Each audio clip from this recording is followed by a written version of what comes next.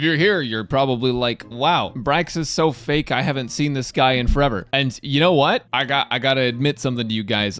I got a little kitty. Hasn't gotten used to it yet. This guy's barely moved in, so. Oh. You cannot be on the desk, though. I do have to take you off the desk. No. The new Relic sets for 1.2 were basically just revealed in a live stream. And today, I want to go over all of the characters that they're good on and why these are so game-changing for Honkai Star Rail and for so many characters in the game. And I'll try to talk about which ones are good for which specific characters, and we'll kind of just go through the list. Also, let me switch accounts, because I think that I'm on the wrong one for this. All right, so if you don't know the sets we're talking about, unfortunately, we don't have exact numbers on them yet, unless you look at leaks, which I would never do that. Leaks are cringe, guys. Anyways, so the first new set is going to be Longevous Disciple. I'm assuming it's Longevous. I could be completely wrong. But basically, this set kind of gives me a little bit of Abundance vibes, but it looks like it may be a more Destruction-favored set. So the two-piece is going to increase your max HP. They didn't give us a number on this yet. And because we don't have that number, we can't do any exact theory crafting on it. So people that are saying, like, this set's definitively going to be good for X character, it's really hard to say right now just because we don't have the numbers, unless you're looking at leaks and things don't change between the beta and now, right? But we can get a general idea of like who these kinds of sets would work with. So that's a two-piece set, max HP, good for healers, good for any HP scaling characters in the future. And then the four set piece is whenever the wearer is hit or their HP is consumed by an ally, including by themselves, their crit rate increases for a certain number of turns. And I'm not, again, I'm not really sure why they are not giving us numbers for this. The effect is stackable though. You're basically going to be able to get crit rate boosts from this set whenever you're playing like destruction units that want to take damage or have a higher HP pool. So this could work out really well. Even for characters that don't have HP scaling, if they're characters that want to take damage like Clara, for example, it still could be like a decent option. So our Longevous Disciple characters are characters that can use it. It's hard to say if it's going to be best in slot. So like one character that this could be decent on is Arlen. Now I will say the two-piece effect isn't like super useful on him, because his skills don't actually have like full HP scaling. It just consumes max HP. So he's still an attack built character, but he does consume his own HP, which means he can get the crit bonus and he can benefit from it. I doubt that this is his best in slot, but it is something worth just thinking about. As far as other characters that can use the HP set, those are going to be, like I said, your healers that are HP scaling. So like Natasha and Bailu can use this set. Uh-oh. Natasha's HP scaling, she's going to get a lot of value out of the two-piece. You're not going to use the four-piece on her, but the two-piece itself can be kind of nice if you wanted to use like two of that and then two Wandering Cloud for like the outgoing healing bonus if you were concerned about healing. That said, again, you probably won't need it. It's just something that can work. And like I mentioned on Clara, because Clara wants to take damage, this can be an okay choice on Clara. Now, again, the thing is right now in the game, this is very clearly a Blade set, right? This is going to be the set for Blade.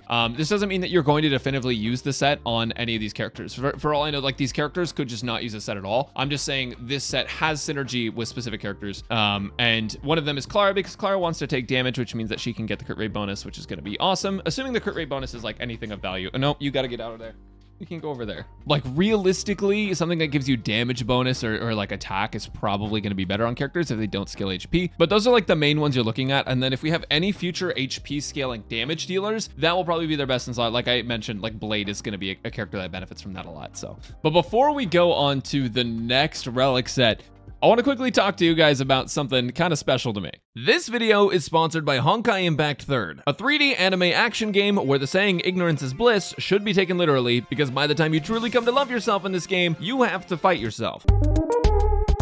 I was pretty excited to get this sponsor because I actually play and love Honkai Impact 3rd already. I'll keep it blunt, this game is absolutely amazing. It has fun combat that's easygoing during the story, but can also be more challenging if that's the kind of gameplay you're looking for. As you progress through the story, you'll fall more in love with Hoyoverse's character designs and narrative, and genuinely, Honkai Impact 3rd tells one of my favorite stories in gaming. It has a lot of ups and downs, but I don't want to spoil too much because you'll know what I mean when you get there. This patch, the new battlesuit is SP Battlesuit Sugary Starburst. This battlesuit features Shigure Kira, a mech-type ice damage dealer whose ultimate goal is to be an idol. She uses these super cool pistols and will buff your other two teammates whether she's on or off the field. And look how cute she is. On top of the new SP Battlesuit Sugary Starburst, there's a bunch of events like Perfect Performance where you'll help Shigure Kira complete the Star Guide Tour and get awesome rewards like fragments towards her battlesuit and the new Valkyrie Gloria outfit. There's also other outfits this patch, including this one for Kiana, where she has actual cat ears, and you don't need me to tell you why this is the best thing they've ever done. If you love other Hoyoverse games, you will love Honkai Impact 3rd. Make sure to use my link down below to support the channel, and I hope you enjoy your adventures in Honkai Impact 3rd.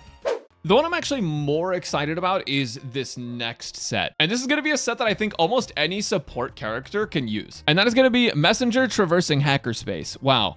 So basically the two-piece, you can't see it because it's behind my camera. Wait, here you go. I'll just move. Look, increase speed. We don't know the speed threshold, but right now from Wild Wheat, we get a small speed increase. Now, a two-piece set that gives speed will solve a lot of issues that characters have reaching certain speed thresholds and being able to move multiple times. And also giving a character speed means they attack more, means they generate more energy because they're getting more attacks in, which means they get to use their ultimates more. And because of that, this set's going to be amazing on like almost any single character that wants speed. That's without even talking about the four-piece, right? So the four-piece of this set is whenever the wearer uses their ultimate on any ally, including them on themselves, speed for all allies increases for a certain number of turns, and this can't be stacked. Now, the amazing part of this feels to me like Noblesse. I talk about Fleet of the Ageless being like pseudo noblesse in this game, so that like kind of stacks, but it's like not as strong. But this is like actually noblesse. The two-piece is decent, and you can throw it on most characters for a two-piece set. Like you can go speed bonus plus like damage bonus or something. But the four-piece, you're gonna be able to use this on like almost any support that can target an ally with their ultimate or themselves. This also means someone like Asta can take full advantage of it. Asta targets her whole team, which includes allies and herself, right? So you could have speed boost on Asta, and then whenever she uses her ultimate, she gives a speed boost to all of your allies as well, plus this. So what characters can use this? Like I said, most characters can use the two-piece set, and that's not going to be an issue, but other characters that can use it and get a lot of value out of it are probably going to be people like Pela, who wants to get like her ult up frequently to get that defense shred, is going to be really nice. Jabard is hypothetically a character that would do it. I don't think you need to use it on Jabard, but he does shield your team, so that's pretty nice. As I mentioned before, Asta is an amazing contender for this. Natasha, and actually any of your healers that are going to do like an AoE heal on your group are gonna be great contenders for this, because honestly, Passerby of Wandering Clouds, the set that like most healers like can use right now because it has the outgoing healing bonus, this set's only really like okay because there's nothing better, right? The outgoing healing bonus, a two-piece you might use anyways, and the four-piece is like okay, extra skill point is cool or whatever, but that's like a one-time thing. By using the speed set, not only are you getting more attacks with your healer, which means that more healing uptime on your ultimate, but it also means that you're giving your team like a massive buff whenever you use an AoE heal on them if you're using Bailu or Natasha. So that speed set is actually going to be crazy. Other characters it can apply to, Bronya could also use it. It would be a good set for Bronya. Tingyun could use it. Now, whether or not it's going to be like more worth than using than Wild Wheat on her, it's kind of hard to tell right now because Wild Wheat just like works so well on this character, but it could be good on Tingyun because she's able to target an ally whenever she uses her ultimate. And any future characters that target teammates that like can benefit from speed, which again is like most characters in the game, are going to get a ton of value out of the new speed set. So I imagine and I envision, I see a future where you're spending a lot of time getting the Messenger Traversing Hackerspace set and just farming this up because this is amazing. Depending on the stats, it could end up not being as good, but the thing is there's not really like super crazy support sets in the game yet, and because there's not super amazing support sets, this being like an overall like support set makes it basically this on tons of different support characters. So Messenger Traversing Hackerspace, if it's got good multipliers, you're going to be farming this thing for a long time because you're going to want a couple sets of it probably. Overall, this is amazing. There's also two planar sets, and I'm very excited about these two because they change things up a little bit. So the planar ornament sets are pretty crazy in my opinion because they offer something that, I mean, honestly, just depending on the stat values, could be just ridiculously broken, right? So Rutilant Arena is going to be one of the new planar sphere and rope sets, and basically what it's going to do is it's going to increase your crit rate, and then whenever you have a certain amount of crit rate, your basic attack and skill damage will increase. So this is kind of similar to Inert Salsado, so I'm going to assume the values are about the same. Let's say like 8 crit rate, 50% crit rate, or higher. Now, the reason this one is going to actually just be straight up better than Salsado, even if it has like similar values, is most of your character's damage, at least for most characters in the game right now, a majority of their damage is skill damage. If they're a damage dealer, they're usually wanting to use their skill. There are times where you have basic attack based characters,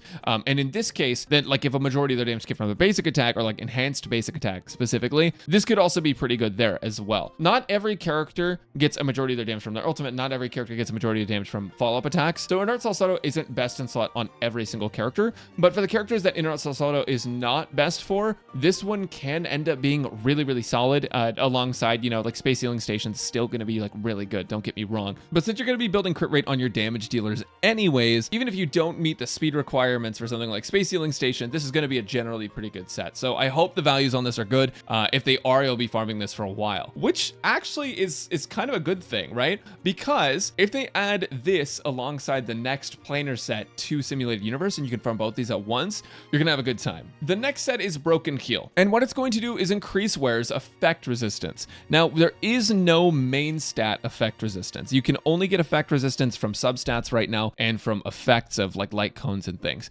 And when the Ware's effect resistance is equal to or greater than a certain percentage, all allies' crit damage is going to increase. Now, you might be wondering, who wants effect resistance, Brax? Like, who wants that? Who needs that? Well, technically speaking, nobody needs it at the moment, right? But it can be very helpful to have because there are enemies that will debuff you, that will stun you, specifically imprison you, dominate you. You know who I'm talking about, right? And for those enemies, if you have a base effect resistance that can stop you from getting stunned, you're going to be a lot more survivable, and you're not going to have your ultimate like interrupted. This is one thing that I think I've run into a few times in the higher level of like Memory of Chaos and stuff, where like if I have a character that I just really need to not be debuffed, or like if I need to emergency use an ultimate in something like Simulated Universe or something, and then I get like stunned or imprisoned and I can't use that ultimate, that sucks. That can be game changing. That can actually ruin your entire run. So having effect resistance on characters that don't need to build a ton of damage, this could be your healers or it could be specific supports, but mostly healers and shielders. It's going to be really beneficial to your team to help you be able to consistently keep up your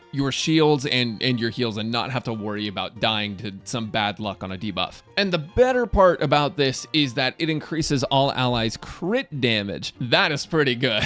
We already have Fleet of the Ageless, which is going to give you 8% attack, right? Getting all ally crit damage increase is pretty nuts. I don't know. Again, we don't have exact numbers here, but just by the fact that this increases crit as opposed to attack, and because it doesn't scale off of speed, but it scales off of effect resistance, you could throw this on someone like Locha, and actually you could throw this on Slocha if you're playing a slower Locha and you're not building speed on him. Like if you were playing Slocha, you wouldn't be able to activate Fleet of the Ageless because of that requirement of reaching 120 or higher speed, right? But in this case, you just need effect resistance. So if you have effect resistance subs on your healers and it's preventing you from dying to like an unexpected debuff or something, that's good. You want that on your healers, you want that on your shielders, and crit damage to your whole team is going to be awesome. Characters that can use this, again, it's going to be Locha, it's going to be Natasha. Honestly, it's probably not going to be best on Clara, but Clara can use it. I don't have Bailu on this account. Your Trailblazer could benefit from this. Japard could benefit from this. And from the one that increases your crit rate and gives you skill damage and stuff, like Sela, because she gets so many skill uses, and most of her damage is from her skill, like she benefits from that a lot. And any character that's going to be using their basic attack and skill is probably going to benefit from it a fair bit. I will say Yanqing, I pulled up Yanqing, but Yanqing actually benefits a lot from Salsado because he gets to take full advantage of the ultimate and follow-up attack. But yeah, I mean, skill, basic, heavy characters, your normal damage dealers. This set seems to me like it's going to be overall better than Salsado if they keep the same values. And the effect resistance set seems like it's going to be a good overall set to farm for, just so you can have it on your preservation and your abundance. So all of the new planar sets seem really good, and you're going to probably end up farming whatever Simulated Universe they throw those into. And as far as the new sets with the HP and the speed, you're definitely going to be farming those. You're going to want that speed set. You're going to want 2 of them. The HP set, if you're getting Blade, it's going to be great. If you're going to get a future HP scaling character or a character that deals in HP,